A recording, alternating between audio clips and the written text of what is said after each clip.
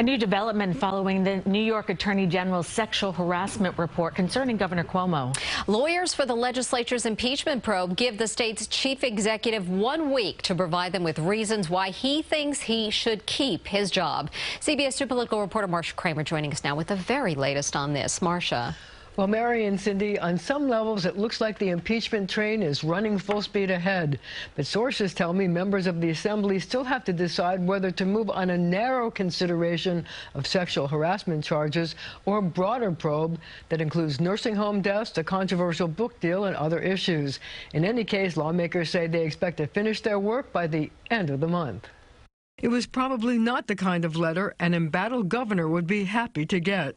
On the heels of the devastating report from Attorney General Tish James that found 11 women were sexually harassed by Andrew Cuomo, the governor and his lawyers were told they have until a week from tomorrow to produce any evidence he intends to use to defend himself. Lawyers for the Assembly Judiciary Committee say they want the information because their investigation is nearing completion, and the Assembly will soon consider articles of impeachment.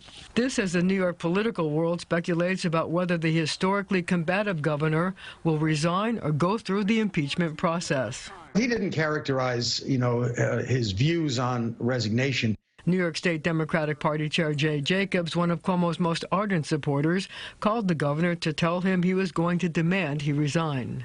He was more directed to how he was going to defend himself. I think that he feels that he wants his moment to tell the public his side of the story. And if the Assembly does vote articles of impeachment, it will go to the Senate for trial. As a former prosecutor looking at the evidence in this case, it's overwhelming. You're always looking for a pattern of behavior.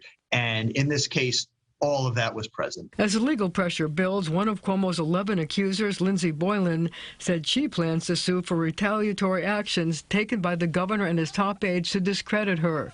And district attorneys in Manhattan, Westchester, and Nassau counties have joined the Albany DA in requesting information from the Attorney General's report for possible criminal investigations. When you're looking at proving a criminal case in a court of law, you are looking at the highest possible bar. It is difficult to get to that final level of getting a conviction.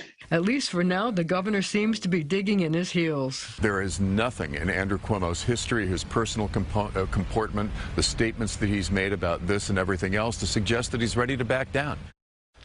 Well, people who are close to Cuomo speculate that he will wait a while before making his next move, that he wants to see what the polls look like next week after the initial shock of the report wears off. Mary and Cindy. All right, Marcia, thank you so much.